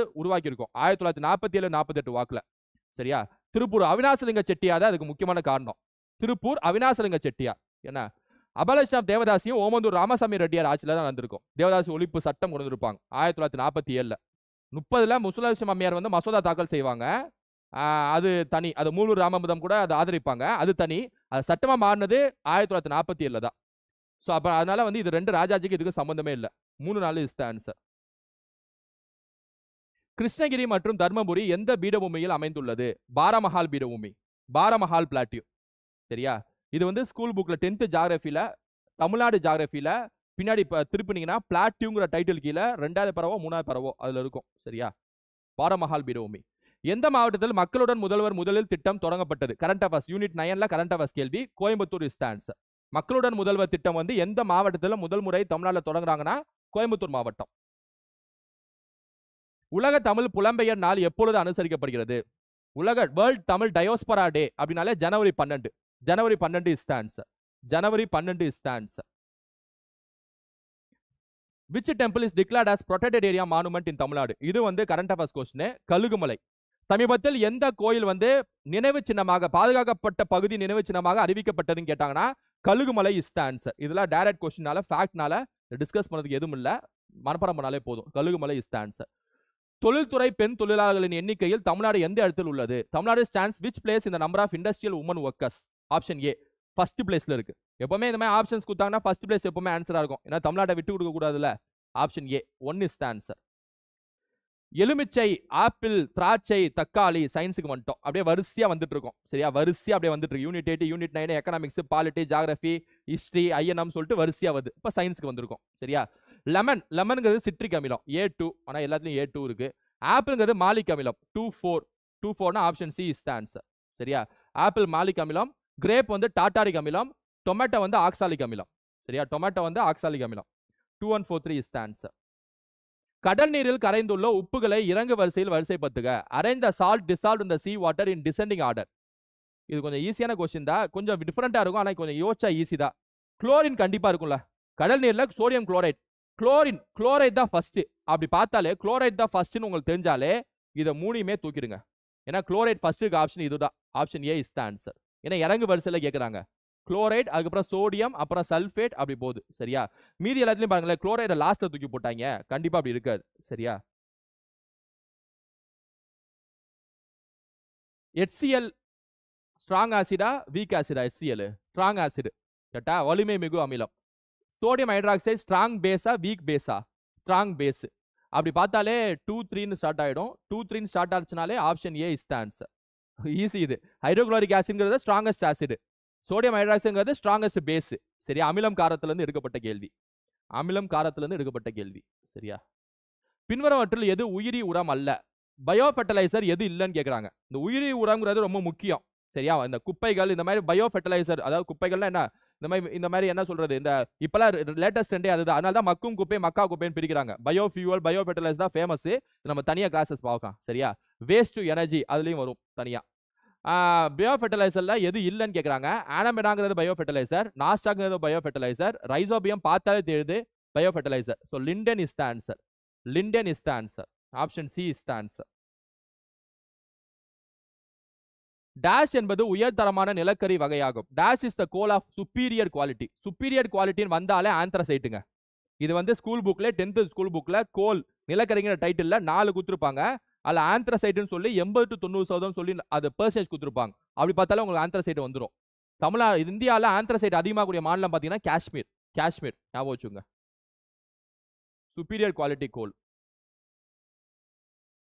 அஸ்ட்ரானமிக்கல் யூனிட் வானியல் அலகுனா என்ன அப்படின்னா, பூமிக்கும் சூரியனுக்கும் உள்ள தூரம் பேர் தான் வானியல் அலகுன்னு சொல்லுவாங்க. சரியா? வானியல் அலகுனா அதான் அர்த்தம். நியூட்டன் வந்து லா ஆஃப் கிராவிடேஷன். ஸோ அப்போ பி 4. கலீலியோ வந்து மோஸ்ட் ஆஃப் ஆப்ஜெக்ட்ஸ், பொருட்களின் இயக்கம். பார்த்தாலே தெரியுது. ஒரு லைட் இயர், ஒரு ஒளியாண்டுனா என்னன்னா, லைட் வந்து ஒரு வருஷத்துல எவ்வளவு தூரம் டிராவல் பண்ணுதோ, எவ்வளவு தூரம் பயணிக்குதோ அது தான் ஒரு ஒளியாண்டு. Distance travelled by light. சரியா?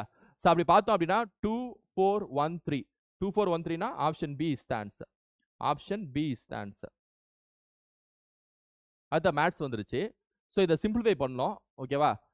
900க்கு ரூட் எடுத்தா அவ்வளோ 30. 144க்கு ரூட் எடுத்தா அவ்வளோ 12.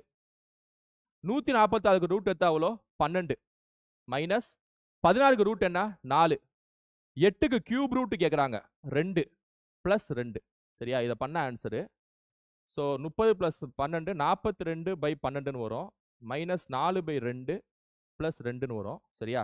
இதை 2ஆல் அடிச்சிங்கன்னா 21/2ஆல் அடிச்சா 6. திரும்ப இதை 3ஆல் அடிச்சிங்கன்னா 7/2. இதை 2ஆல் அடிச்சிங்கன்னா -2ன்னு வந்துடும். சரியா? 7/2 -2 + 2. -2ம் +2 கேன்சல் ஆகிடும். மீதி இருக்கிறது 7/2 தான் answer. 7/2 is the answer. 7/2 option இல்லை. 21/6 இருக்கா? எங்கே பாருங்க. என்ன 7/2 தானே? அது 21/6 முதல்ல அடிக்காம வந்துச்சுல, அதை ஆன்சரா கொடுத்துருக்காங்க பாருங்க. இதை இன்னும் கொஞ்சம் அடிக்கலாம்ல, 3ஆல் அடிக்கலாம்ல. 3 7 வாட்டி மேலே போகும், கீழே 2 வாட்டி. So 21/6 is the answer. சரியா? திடீர்னு என்னடா 7/2 இல்லையே அப்படின்னு சொல்லிட்டு யோசிச்சேன். என்ன? Okay okay. The lateral surface area of a cylinder is 352. Height 7 சென்டிமீட்டர்னா வால்யூம் என்ன? ஒரு உருளையின் புறப்பரப்பு 352, உயரம் 7னா கனளவு என்ன? ஃபர்ஸ்ட் புறப்பரப்பு ஃபார்முலா என்னன்னு பாருங்க. உருளையோட லேட்டரல் சர்ஃபேஸ் ஏரியா ஃபார்முலா வந்து 2πRH. இந்த 2πRHங்கிறது 352ன்னு சொல்லிட்டு ஸ்ட்ரைட்டாவே கொடுத்துட்டாங்க. சரியா? ஸ்ட்ரைட்டாவே கொடுத்துட்டாங்க. இப்போ ஸ்ட்ரைட்டாக கொடுத்துட்டாங்க. பை வேல்யூ வந்து 22/7 சொல்லிட்டு உங்களுக்கு தெரியும். 6 தெரில. ஹைட் வந்து 7 சென்டிமீட்டர்னு சொல்லி கொடுத்துட்டாங்க. ஸோ ஹைட்டுக்கு இடத்துல 7 போடுங்க. Equal to 352. ஃபர்ஸ்ட் நம்ம இந்த சம்முக்கு வந்து ரேடியஸ் ஆரத்தை கண்டுபிடிக்கணும். சரியா? 7 7 cancel. R is equal to 352. இந்த 2 22 கீழே வந்துருமா? கீழே இப்படி வந்துருமா? இப்படி வச்சுக்கோங்க. சரியா? 2ஆல் அடிங்க. 6 22 8 வாட்டி போகும்னு நினைக்கிறேன். ஸோ 6 வந்து 8ன்னு வந்துருச்சு. இது வரைக்கும் பார்த்துக்குங்க, காப்பி பண்ணிக்கோங்க. ரேடியஸ் வந்து 8, ஆரம் வந்து 8ன்னு வந்துருச்சு. ஸோ ஃபார்முலா பார்த்துக்குங்க. உருளையோட வலைப்பரப்பு ஃபார்முலா 2πRH. அதுவே கையில் கொடுத்துட்டாங்க. R தெரில, H இடத்துல 7 போட்டோம், அடிச்சா R 8ன்னு வந்துருச்சு. அதோட நிக்கல கேள்வி. வால்யூம் கேட்குறாங்க. உருளையோட வால்யூம் ஃபார்முலா என்ன அப்படின்னா πr²H. ஸோ பையோட வேல்யூ 22/7. R என்ன கண்டுபிடிச்சோம்? 8ன்னு கண்டுபிடிச்சோம். ஸோ 2 8, ஏன்னா R²னா 2 8. ஹைட் ஆல்ரெடி 7ன்னு இருக்கு, 7 போட்டுருங்க. சப்ஸ்டியூட் பண்ணிட்டேன். சரியா? ஸோ 7 7 கேன்சல் ஆகிடும்.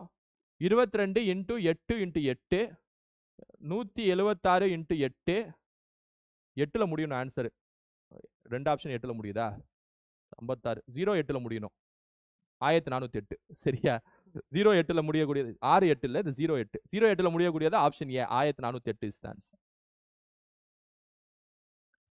If x plus y is equal to 2 and 1/x plus 1/y is equal to 18/5, then the value of x cube plus y cube.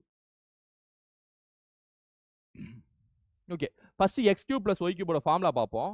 X cube plus y கியூபோட formula வந்து x plus y into x square minus x y plus y square, இதான் formula. சரியா? இப்போ இந்த ஃபார்முலால நம்மள்ட்ட கையில் இருக்கிறது X plus Y மட்டும் தான் இருக்கு. இது ஃபுல்லாவே கையில் இல்லை. சரியா? அப்ப இன்னொன்று எதாவது செய்யணும். அப்போ இந்த விஷயத்தை வேற ஏதாவது செய்யணும். இப்போ இதை கிராஸ் மல்டிப்ளை பண்ணுங்க. கிராஸ் மல்டிப்ளை பண்ணா ஒய் பிளஸ் எக்ஸ்னு வருமா? ஒய் பிளஸ் எக்ஸ்னா எக்ஸ் பிளஸ் ஒய் தானே, divided by x y is equal to 18/5 வருமா?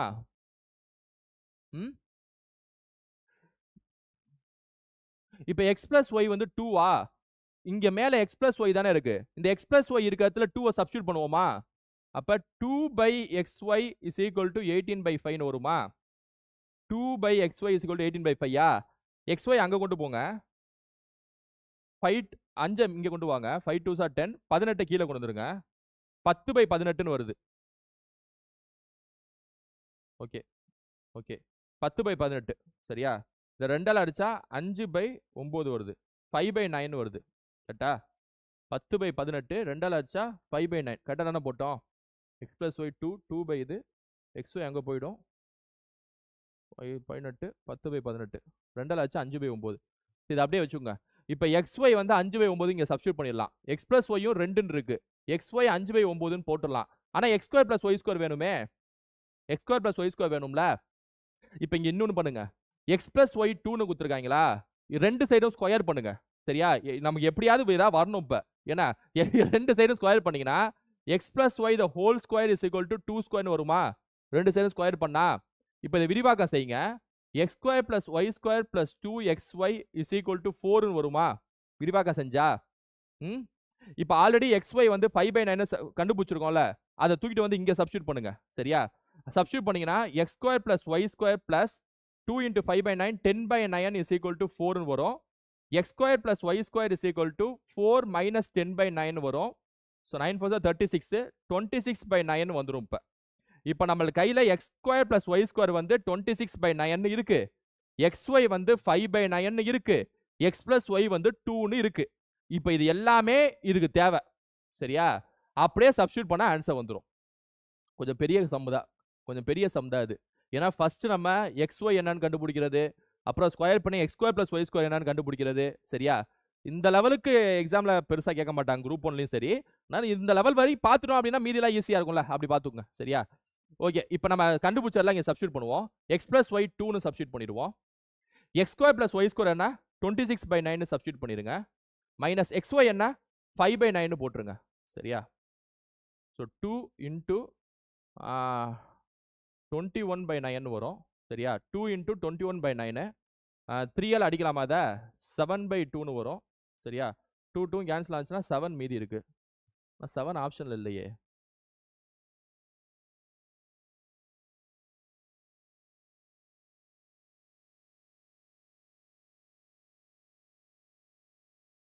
ஆப்ஷன்ல இல்லையே.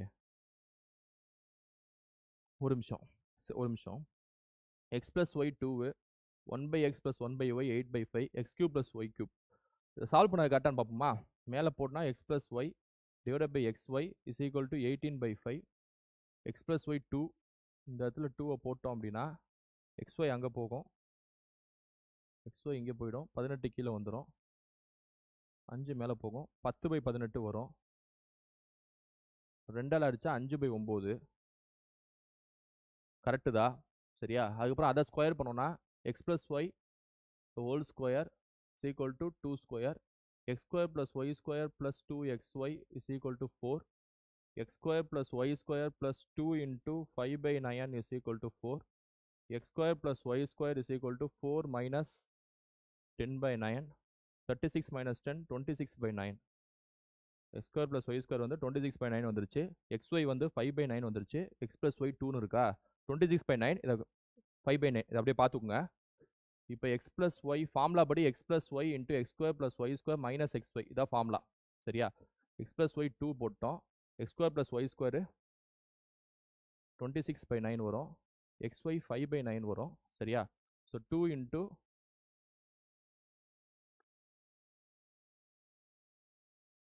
3ஆல் அடிச்சா 7 வாட்டி 3ஆல் அடிச்சா கீழே 3 வாட்டிங்க. சாரி 3ஆல் அடிச்சா கீழே 3 வாட்டி போகும். இப்போ 14/3 வரும். 14/3 வந்தாலே 4/2/3. Option A is the answer. Sorry சரியா 4/2/3. ஏன்னா கீழே வச்சு நான் இது கீழே 2னு போட்டேன். 3 வரும். 3 3s are 9 சரியா. So 7 2s are 14/3. 14/3 கலப்பு பண்ணுவா மாத்தீங்கன்னா 4/2/3. இந்த அளவு கஷ்டமெல்லாம் கேட்க மாட்டாங்க சரியா. இருந்தாலும் ஒரு இதுக்கு எடுத்துட்டு வந்திருக்கேன். குரூப் 1 இதோட ஈஸியா தான் கேட்பாங்க சரியா. நீங்க கன்ஃபியூஸ் ஆகாதீங்க. கஷ்டம்னா இது கஷ்டம்னு சொல்ல முடியாது. ஆனா ஒண்ணுக்குள்ள போயிட்டே இருக்கு பாத்தீங்களா, அதை வச்சு சொல்றேன். The ratio of the incomes of A and B are 3:5. Ratio of the expenditure are 4:7. A and B saves 16,000 and 26,000 respectively. What is the difference between the expenditure? இது வந்து இது மாதிரி கொஸ்டின் பார்த்துருப்பீங்க. ஆனா ரெண்டு பேருமே ஒரே பணத்தை சேமிக்கிற மாதிரிலாம் கொஸ்டின் பார்த்துருப்பீங்க. ஆனா ரெண்டு பேருமே ரெண்டு விதமான பணத்தை சேமிக்கிறாங்க. அப்ப என்ன செய்யணும், இன்கம் ஒரு ரேஷியோ வந்து 3x 5xன்னு வச்சுக்கோங்க. ஏபியோட இன்கம் ரேஷியோவை 3x 5xன்னு வச்சுக்கோங்க. எக்ஸ்பென்ஸ் செலவினம் ரேஷியோவை 4y 7yன்னு வச்சுக்கோங்க சரியா. 4y 7y அப்படின்னு வச்சுக்கோங்க. ரெண்டு பேருமே ஏங்கிறவன் 16,000 ரூபாய் சேமிக்கிறான், பிங்கிறவன் 26,000 ரூபாய் சேமிக்கிறான். நல்லா பாருங்க. சேமிப்புனா என்ன, வருமானத்துல இருந்து செலவை கழிச்சாதா சேமிப்பு. ஏவோட வருமானம் 3x-ஆ, ஏவோட செலவினம் 4y-ஆ. அப்ப 3x - 4y is equal to 16,000 அவங்களோட சேமிப்பு கிடைக்கும். பியோட வருமானம் 5x-ஆ, பியோட செலவினம் 7y-ஆ. அப்ப 5x - 7y is equal to 26,000 இவனோட வருமானம் கிடைக்கும் சரியா. சரி பண்ணி இதை ரெண்டையும் கேன்சல் பண்ணணும். நம்ம பெரிய வேலை தான். இது ரெண்டையும் கேன்சல் பண்ணணும் சரியா. கேன்சல் பண்றதுக்கு என்ன, கொஞ்சம் நான் கொஞ்சம் ஃபாஸ்டா பண்றேன், நீங்க அப்படியே பாருங்க சரியா. ஏன்னா இது லீனியர் ஈக்குவேஷன், நீங்க நோட்ல எடுத்து தனியா பண்ணுங்க. 5க்கும் 3க்கும் எல்சிஎம் என்ன 15-ஆ. So 3 × 5 5 × 3 15x - 20y is equal to 80,000. 15x - 21y is equal to 78,000. சரி, மைனஸ் பிளஸ் மைனஸ் கேன்சல் பண்ணுச்சுன்னா இதுல இருந்து இது போச்சுன்னா y ஈக்குவல் டு இதுல இருந்து மைனஸ் பண்ணா 2000. y 2000 கிடைச்சிருதுங்க. நான் சால்வ் பண்ணனா y 2000 கிடைக்குது சரியா. இது அப்படியே காப்பி பண்ணிக்கோங்க. y 2000 கிடைக்குது. 3x - 5y 16,000. ஓகே, y 2000 கிடைக்குது. இப்போ நான் என்ன பண்றேன்னா ஃபர்ஸ்ட் ஈக்குவேஷன்ல சப்ஸ்டிட்யூட் பண்றேன். 3x - 4y இருக்குல்ல, அதுல வந்து அப்படியே சப்ஸ்டிட்யூட் பண்றேன். y க்கு பதிலா 2000 போடுறேன். அப்ப 3x - 8,000 is equal to 16,000. 3x is equal to 24,000. x is equal to 8,000. இப்போ எனக்கு x 8000 கிடைக்குது, y 2000 கிடைச்சது, x 8000 கிடைக்குது சரியா. x 8000, y 2000. இப்போ என்ன கேக்குறாங்க பாருங்க, ரெண்டு பேத்துக்கு கூடிய சேமிப்பின் டிஃபரன்ஸ் கேக்குறாங்க. ரெண்டு பேத்துக்குள்ள சேமிப்புக்கான வித்தியாசம் கேக்குறாங்க சரியா. y 2000, x வந்து 8000 சரியா. சேமிப்புனா என்ன, எது சேமிப்பு, இந்த ரேஷியோவா இந்த ரேஷியோவா, இந்த ரேஷியோ தானே. அதாவது 4y 7y, 4y-யும் 7y இதானே சேமிப்பு. ஏவோட சேமிப்பு, பியோட சேமிப்பு. இந்த ரெண்டு சேமிப்புக்குள்ள வித்தியாசம் தானே கேக்குறாங்க. அப்பனா 7y-ல 4y போச்சுன்னா எவ்வளோ, 3y தானே ஆன்சர். ஆன்சர்ங்கிறது 3y தானே. y 2000-ஆ, அப்ப 3 × 2000 என்ன ஆன்சர், 6000 ரூபாய் இஸ் த ஆன்சர்.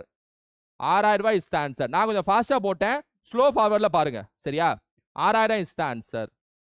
6000 ஆப்ஷன்ல இருக்கா, option D is the answer. 6000 is the answer சரியா.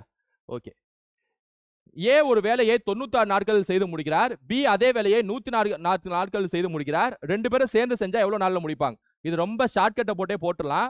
96 × 104 / 96 + 104 xy / x + y ஷார்ட்கட்லேயே போட்டுடலாம் சரியா. ஸோ 96 × 104 / 200 வரும் சரியா. 2 அடிச்சா 100, 2 அடிச்சா 52, 96 × 52 2ல முடியும். 2ல முடிகிற ஆன்சர் இது மட்டும் தான், பி ஆன்சர் வரும். 49.92. ஏன் பாயிண்ட் வருதுன்னா கீழே 100 இருக்குல்ல, நல்லா 2 டிஜிட் முன்னாடி பாயிண்ட் வச்சுக்கணும். சரி, ரெண்டையும் பெருக்கினாலே ஆன்சர். 96 52 பெருக்கினா போதும், அது ஆன்சர் அடிச்சிருங்க சரியா. ஓகே ஓகே, லாஸ்டா கரண்ட் அஃபேர்ஸ் மட்டும் தான். 10 சப்ஜெக்ட் முடிச்சேன் ஒரே வீடியோல சரியா. திருப்தியா, ஹாப்பியா, வித்தியாசமான கேள்விகள் எல்லாமே மைண்ட்ல ரெஜிஸ்டர் ஆச்சா. வரேன் இதே மாதிரி அடுத்தது வருவேன்.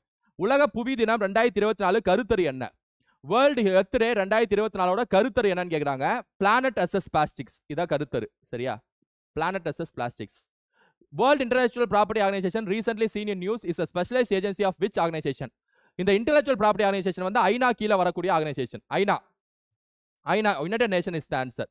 சாங்காய் மாநாடு 2023 எங்க நடந்துச்சுன்னு சொல்லிட்டு கேக்குறாங்க. இந்தியால நடந்துச்சு. சாங்காய் மாநாடு 2023 இந்தியால நடந்துச்சு சரியா. மியாமி கிராண்ட் பிரிக்ஸ் 2024 அதாவது F1 ரேஸ், F1 சாம்பியன்ஷிப் வென்றது யாருன்னு கேக்குறாங்க. Lewis Hamilton, sorry Lando Norris is the answer. Lando Norris is the answer. இவதான் 2023 மியாமி கிராண்ட் பிரிக்ஸை வென்றது. சர்வதேச சோலார் கூட்டணியில் 99வது உறுப்பினராக சமீபத்தில் எந்த நாடு இணைந்ததுன்னு கேக்குறாங்க. சர்வதேச சூரிய ஒப்பந்தம்னா என்னன்னு தெரியுதுல? 2015ல ஆரம்பிக்கப்பட்ட ஒரு கூட்டமைப்பு. சரியா? சோலார் எனர்ஜி, சூரிய ஆற்றலுக்காக இந்தியாவும் பிரான்ஸ் ஆரம்பிச்சிருப்பாங்க. 99 நாடா யார் இணைஞ்சா அப்படின்னா Spain is the answer. Spain 99 நாடு ஸ்பெயின். அவ்வளவுதான். ஓகே, மொத்தம் 56 கொஸ்டின். சரியா? ஸோ வரிசையா வெரைட்டி ஆஃப் கொஸ்டின்ஸை ஒரே வீடியோல பார்த்துருக்கேன். ஒட்டுமொத்த வீடியோல டிஃபரெண்ட் கொஸ்டின்ஸ் எல்லாமே பார்த்துருப்போம். இது வந்து உங்களுக்கு தெரியுது தெரியலங்கிறதா 2ஆம் பட்சம் தான். இந்த விஷயத்தையும் தெரிஞ்சுக்கிறோங்கிறத எனக்கு புத்திசாலித்தனமா தெரிஞ்சுக்கணும். அதை வச்சு எக்ஸாம்ல போகணும். சரியா? இதே மாதிரி இன்னொரு வீடியோல நான் உங்களை சந்திக்கிறேன். Thank you students. தேங்க்யூ.